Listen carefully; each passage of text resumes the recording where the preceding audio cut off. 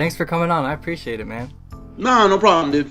I've been a big fan for a long time. The first thing I actually saw of yours was Fight Quest back in the day. I think that was like Back in the day, man. yeah, like 2011 maybe, or yeah, I think so. God, it's funny because people saw it on different platforms and different channels and stuff. So I never know. Yeah, it could have been. We shot it 2000, late 2006 to mid 2008 is when we actually shot it.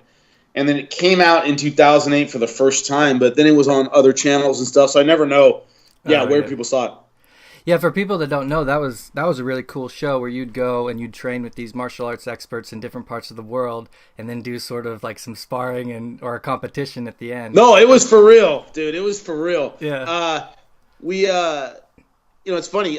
Somebody, I reposted some of them, on YouTube or whatever. I'll put them on my Instagram, my Twitter sometimes. And people, every now and then, people be like, "Shit, that was you?"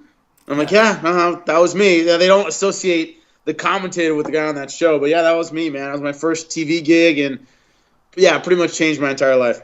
That's awesome. I mean, so right now I know you're doing color commentary for the UFC and you do the desk analyst stuff, but you started off as a professional fighter. How did you make the transition from being a pro MMA fighter to doing TV shows and then Bellator and now the UFC? Yeah, no, Fight Quest was the transition. I was fighting pro at the time, and I got a call from one of my teammates at the time, and he said, "Yeah, they're doing some show about fighters going around the world and training different martial arts. You got to call this producer in New York and do this phone interview." And I said, "Yeah, sure, no problem." And I called and did this interview over the phone. They said, "We're going to have an audition at your gym." And I said, "Yeah, sure." And I showed up there, and there were a bunch of other fighters from the local scene in California. And we did an audition. About 2 minutes, they just kind of like stopped asking everybody else questions, and I kind of did everything, and that was it. And I was the first person to get the gig, and then Doug got it later. And it was pretty wild. It was pretty wild. So that's sweet, man. So, of course, everybody watching is going to want to hear some stuff about the Conor Khabib fight. So I got to ask about that. I mean, that's the fight of the moment. It seems like, I mean, there's a lot of other great fights scheduled right now, but that just seems to overshadow everything. It's good chance it's the biggest fight in UFC history, MMA history. Obviously, what's so funny is people who have been in the business for a while and have been kind of around the fight and been around both fighters are almost like, you don't want to jinx it. You don't want to talk about it too much, but everybody's going to anyway. What I think is so interesting is I think not enough people are talking about the pacing of this fight, meaning everyone talks about the striker versus grapple aspect and how strong and fast Conor is with the strikes, and Khabib's takedown and his ground pound and everything. Conor's a faster, and Khabib generally takes a while to get rolling. I mean, when he takes damage, it tends to be early on in fights, and that's when Conor's at his most dangerous. Floyd Mayweather, as outstanding of a boxer as he was cautious with Conor for the first 3 rounds. He respected the fact that he could hurt him early. And that's one of those things where not enough people talk about. These guys tend to get their games rolling at different times in the fight. So whoever's able to maybe change that around. Can Conor be a little more patient? Can Khabib start a little faster? Who makes the adjustments? Not just what are they good at now, but the adjustments. And also the second factor that I think should, a lot of people should be talking about is Conor hasn't been active. I mean, he's had a long time off, and one of the things that's hard to kind of replicate when you have had a long time off, timing. Your timing tends to go. You're not, and he's a timing guy. He's a guy who's very, very accurate. He's good at catching guys right when they're vulnerable. Timing requires repetition. It requires doing something over and over and over again. And whenever you have a timing guy and they have to take a lot of time off, that really suffers. All the physical attributes you can get back, generally speaking. Your timing can take a while to work. And like I said about the pacing, Conor needs to have that timing, I think, very, very established very, very quickly in the fight. And we'll see if he can do that with so much time off. Yeah, it's interesting, the clash of styles. I mean, Conor is sort of this slick, kind of Bruce Lee type of fighter. And then Khabib's just a nightmare. Like, I don't want to fight anybody, but if I had to fight one of them, I'd pick Conor because it'd be over quickly. I mean, for me, it'd be over quickly, but... The worst is the worst thing as an athlete, as a fighter, is wanting to quit. Oh, someone could knock you out, and you're like, oh man, you don't even know what happened. It sucks and it's unfortunate, but you didn't have a choice. Khabib, you look in the eye of fighters when they fight Khabib and toward the end of that fight, and they don't want to be there anymore. They're just, I'm done. I don't want to do this anymore. That's what's so devastating about Khabib's style. When you talk to his teammates, I mean, his coaches talk about he doesn't lose a round in sparring. I mean, that he's never been tapped out in training, which is ludicrous. If it's true, I mean, yeah, take it all with a grain of salt. Yeah. I mean, that's crazy. I mean, you get tapped out in training all the time because you're trying new stuff and you're rolling with new guys and you don't see something coming. And I've heard stories about him mopping the floor with everybody. So, it's one of those epic kind of fights that that had to happen in order for either guy to have a legitimate stamp on their careers. I think it had to happen. Yeah, it's interesting with the lightweight title picture has been kind of messed up for a while. So this is going to really solidify everything.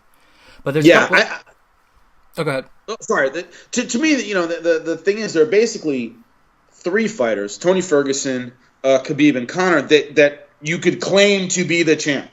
That you could say he's the legit champ. I think Khabib is at the top of that list, but there are plenty of people who will tell you Tony Ferguson's the real champ, Conor's the real champ. This eliminates one of those names, and that's huge. And the winner of this, I think, will be almost universally recognized. Some people still say Tony Ferguson's the champion. And then that person fights Tony Ferguson. There's one top dog at 55, and that's what's all building toward. Yeah, I wonder, too, what you think about Pettis and Ferguson fighting. I know Ferguson's coming off that terrible knee injury, and Pettis just looked amazing against Chiesa. I mean, he looked like he was back to the WEC days. I mean, it was wild. What do you think about that fight? Because that's a matchup, I don't think, at least I didn't see that one coming personally. Yeah, especially when you look at, well, like I was talking to, it's all kind of building toward the winner fights Ferguson, and we eliminate all that stuff. Pettis could beat him. Pettis could really, really make a run at the title if he looks as good as he's looked in his last couple fights. He's really having a renaissance in the back half of his career. So this is a guy, if he beats Ferguson, I think he takes that spot. I think he becomes the next challenger for the title, which would be great. Him or Kevin Lee. So it's one of those things where you could say kind of muddies the water. I don't believe so. I think whoever wins that fight deserves that. Deserves to be up, if not the next challenger, certainly maybe second in line. So it's a very tough fight coming back. Very tough fight for Tony Ferguson coming back, especially a guy. If you look at, for example, the Kevin Lee fight, he took some shots in that fight. I mean, he has a tendency to kind of let it all hang out, to fight a little bit open and fluid and funky, and anybody with that style can get hit, and Pettis can hit you, he can put you down. Yeah, that's an exciting one, and they're both so wild and throw unorthodox stuff on the feet. It's like you really don't know, and they're jiu-jitsu too. I mean, they both tap people out all the time, and they're not positional guys. They're not a Damian Maia pressure kind of game. They go for stuff, man. They go for it. Whether it's on their back or on the, they have dominant position, half guard, leg locks, crazy shit. They're going to go for that kind of stuff, which leads to a really exciting fight. Yeah, definitely. And another big fight that's coming up is Weidman Rokhold 2, which has definitely flown under the radar a little bit, but their first fight was incredible. I mean, the power of will, they both took a lot of damage. They just went after each other. I think that one's really interesting. What do you think about that one? I think it's a fantastic fight. I think Rockhold's one of those guys who's almost, I don't want to say too talented, but he has such physical talent that he neglects his defense. You can see him walk through shots, and he'll suddenly get rocked, and you go, dude, keep your damn hands up. It's like he thinks he can walk through anything. And, against Bisping, who was not known as a knockout guy, that's the guy who took his title because he had his hands down. And then same thing, David Branch hurt him pretty bad before he came back and beat him. And then in the Yoel Romero fight, he paid for it again. It was like, dude, if you would just, realize you're not Superman and just, goddamn, put your chin down, your hands up a little bit, move your head a little bit more. He could be an all-time great, but because he has all the attributes. His offense is fantastic, and his ability to finish guys is great, and his ground and pound is vicious. And a lot of people thought that fight should have been stopped when he was on top at the end of the round, just landing amazing ground and pound. Championship fight. Herb Dean didn't want to stop it, but ended up winning anyway. The guy's got incredible skills, but Chris Weidman is tough as nails. I mean, he was a guy that everybody expected would not be the new Anderson Silva because, stylistically they were very different, but would have that kind of run. People expected him to be champ for forever, and got caught by Rokhold, and that didn't happen. So I think it's kind of a redemption angle for both guys. Yeah, I wonder, as a martial artist, how difficult is it to fix those holes in your game? Like Rokhold is always susceptible to the left hook, Yeah. whether it's Bisping as an orthodox fighter or Romero as a southpaw. How difficult is it to fix those types of holes in your game? At this point, tough. Because he's not new at this. He's been doing this for a long time. The problem with those entrenched habits are really, really hard to break. And it's one of those things where he has good coaching. He has good people behind him. He's doing the right drills. It's not like they don't know. It's hard to believe that the guys at the camp haven't addressed this issue and said, hey, you need to not do that anymore.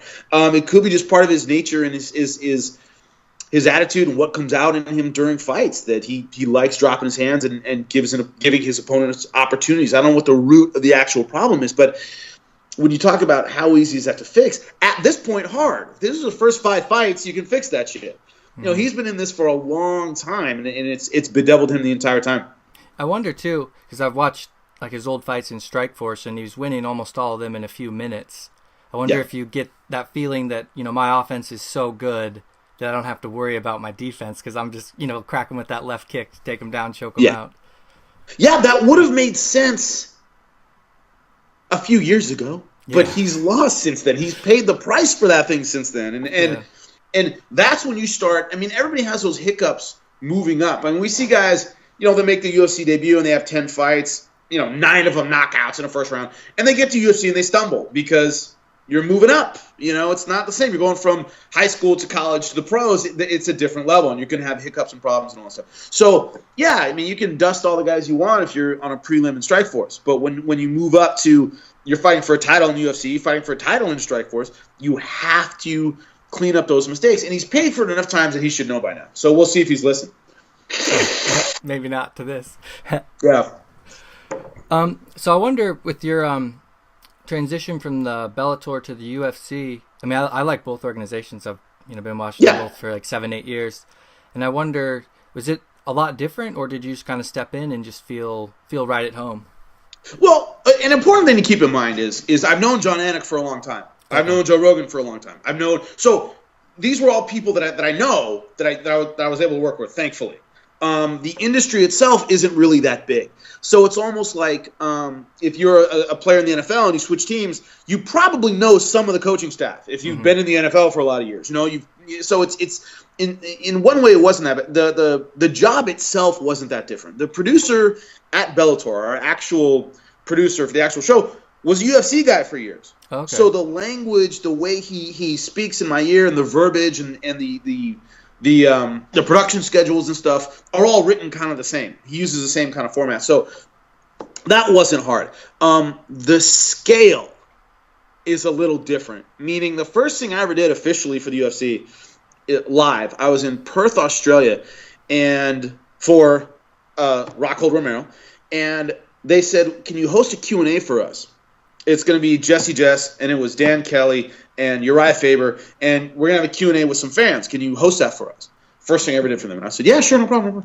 They give me a microphone. Okay, cool. You're going to get up on the stage and this thing. And I walk out there, and there are like 1,000 people in the stands. It was like they closed off part of the arena, so it was like a quarter of the arena, but it was full, man. It was full. And I went, holy Jesus. And I get out there, and everybody's cheering and screaming, and I went, whoa.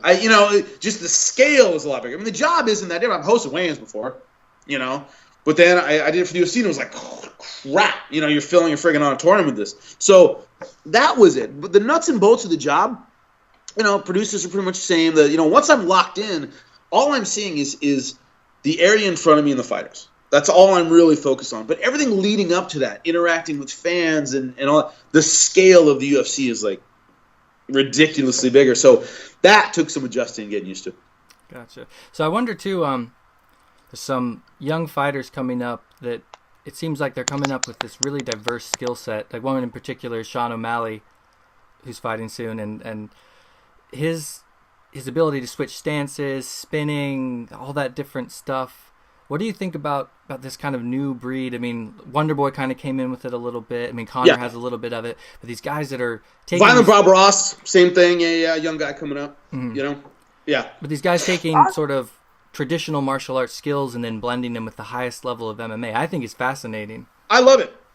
I came from an era in the late 90s and early 2000s where that crap doesn't work. It was like, you got to remember, like, people remembered, like, UFC 1 and 2 when I started. So they remembered traditional martial artists getting their asses handed to them.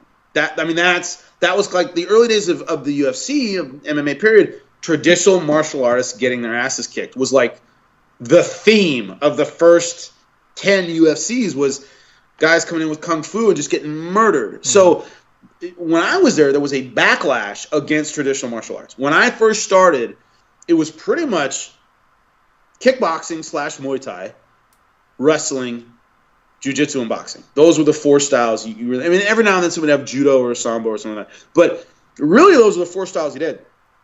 And guys tended to have more traditional stand-up styles because that crap didn't work. Mm-hmm. And so there was a backlash or a stigma kind of against a lot of traditional martial arts when I started. So that's gone now. You know, guys have figured out ways to make it work, and I think it's absolutely fantastic. It's led to a much more exciting style. Guys coming in with throwing a wide variety of kicks you didn't dare throw, 10, 20 years ago, partly because the ground games have gotten better. Guys aren't worried about getting taken out. Guys have gotten better at takedown defense from all these weird scrambles and positions that you didn't throw a kick high when I started because a guy will take you down and put you on your butt and ground and pound you. Well, now they're not worried about that. They'll scramble back to their feet. You put them anywhere. So the overall skill set has gotten better, which has allowed the traditional skill set to get better. And I think it's a great thing. Yeah, it's definitely entertaining. Yeah, it's so much fun to watch. So I wonder too. I guess I don't know exactly how you started in martial arts. What was Jiu Jitsu your first martial art? Well, yeah, it's my first martial art. I boxed a little bit, trained a little bit of boxing growing up, and then I was a wrestler in high school. And the way it happened was I was at UCLA. They don't have a wrestling team. They had a wrestling club where guys who had wrestled in high school or whatever would get together and just mess around at this athletic room in the John Wooden Center at UCLA. And I'm up there one day, and I'm wrestling this dude, and this jiu-jitsu coach comes in, and he goes, "You look like a good wrestler. You should come to my jiu-jitsu class here in a couple hours." And I didn't know what he was talking about. I had never heard of it before. And I was like, "Yeah, sure, I'll give it a shot. No problem, dude." And I went in an hour later, 2 hours later, whatever, and all I did was tap everybody out with wrestling moves. I didn't know anything. So, but I knew side control, that's pinning position. I knew the positional stuff. And then I took on the instructor, and he caught me an armbar or something, and I was like, I like this. This is cool. This is fun. I should start doing this. And I started showing up to his class every whatever day it was, and I met all these guys who got into fighting who were fans, and we used to rent a racquetball court at UCLA and fight in there. And teach each other stuff and that kind of thing. Kind of made our own little fight club. And after I got out of UCLA, after I graduated, I was in Huntington Beach driving around. I'm from Long Beach. And I was driving through and I saw a big sign that said Jiu Jitsu. And I pulled over, and it turned out to be Team Punishment. What became Team Punishment. It wasn't called Team Punishment at the time. And it was Tito Ortiz was training there, and Fabio Naija was the grappling coach. And that's where I started, man. And I went in there and I signed up. And the guy said, "Yeah, come back. Class is 7 o'clock. Come on back." And I said, "All right, cool." Came back at 7.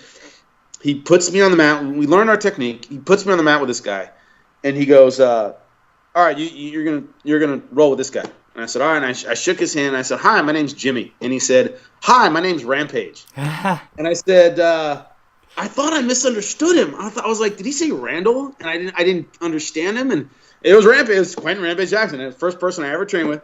Wow. And and all I knew the straight footlock, and I knew the armbar from the back. That was all I knew.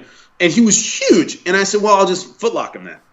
And I footlocked him like 5 times. And then I tried to armbar him, and he picked me up, and he Arona'd me. Before Arona got Arona'd, I got Arona'd. He literally lifted me up toward the ceiling and just slammed right on and boom, just, got out of the armbar. And the instructor, Fabiano, ran over and starts yelling at him, because you're not supposed to do that. And he turned to me and he hit me in the chest and he said, "We're cool, right?" And I said, "Yeah, no problem, man." So that was my first experience with the sport. And it was funny because I've run into Rampage, quite a few times, professionally, just personally, just in Southern California or whatever. He always brings that up, that I footlocked him until he slammed me through the ground. And that was the start of our career. Yeah. That's incredible. I can imagine there'd be people that would quit after getting slammed by Rampage. Yeah, it didn't bug me, man. I was like, this is the way the sport is, and so I kind of got to get in on the ground floor. Especially back then, everybody came to Team Punishment to train. Everybody, man. I mean, it was really funny when I saw Tito fighting Randy and all the build up and everything, because they train together all the time. So it was kind of funny, like you would see this build up or whatever, but like I'd seen them train together a million times, so it was kind of funny. Everybody came through there to train, man. Everybody, Dan Henderson and Randy Couture, Jason Miller, Rico Rodriguez, a bunch of people from the early days of the sport, and I got to train with all of them, and it was a lot of fun, man. That's awesome. I don't know if you have a few more minutes. We just hit 20 minutes. Sure. Cool. Awesome. Yeah, I got a couple more. Thanks, man. I appreciate it. No problem. So another thing that's coming up is the Tito and Chuck fight. Tito against Chuck Liddell, and that's interesting because those are guys that are kind of, from a past era, and they're coming back. What do you think about these sort of superstar fights between guys in their 40s? I don't like them. Yeah. I don't like them. It's the one thing about combat sports, and I'm from Bellator, and I had to sit cage side for a few of those, is this is not a sport that ages well. It just doesn't. And the problem that you keep running into with stuff like this is people have an image of their mind of that fighter. They don't remember Chuck Liddell's last 4 or 5 fights where he was getting knocked down and it was getting scary and people were really worried about him and he got out of sport. You remember, this guy. You remember the Chuck Liddell who roared back and, knocked everybody out with one shot, and everybody remembers that guy. The guy who put out Randy Couture. They don't want to remember the guy who fought his last 4 or 5 fights, but that's the guy who's getting in there. And, it's the only kind of sport that really does that. You don't see people clamoring for Joe Montana to get back on the field for the 49. It doesn't work that way. You don't want that to happen, Yeah. So, fight sports is one of the few where the comeback, the guy getting in for one last big fight and the big upset and the kind of the Rocky moment is just ingrained in the sport. But it's, you're fighting, the reality and the nature of the sport, which is brutal, and you don't age well here. It's not. Yeah, it kind of plays out like all those kind of, hitman movies where it's like one last job, but then it always goes wrong. It's like that. Yeah, it's never good. You're rolling the dice every single time you get in there. And as you get older, the dice get more and more loaded. They're more and more likely to come up snake eyes, and eventually it does. And so it's I don't like it. I don't like anything that encourages that kind of thing where, I'm sure, Chuck and Tito are getting paid an amount of money where if I'd come back and fight, I mean, I'm sure they're getting paid. They're paid so much, like you almost have to, you can't say no at that point. So yeah, I don't like it personally. Bugs me. So I got one more question. I was wondering, please, is there anything that would ever get you back in an MMA cage? What would it take to see Jimmy Smith in the octagon? A time machine, man. It'll take a time machine. I'm not one of those guys that the older I get, the better I was. I'm from a different era where, a jiu-jitsu blue belt got me pretty far. My last fight, I was known as a submission guy as a freaking purple belt. I didn't know anything. I'm not like I wasn't Kron Gracie. I wasn't Gilbert Burns. These guys with world titles. Back in my day, if you had a purple belt, it was like, wow, it was a big deal. So. It was a different era, and I was successful in that era.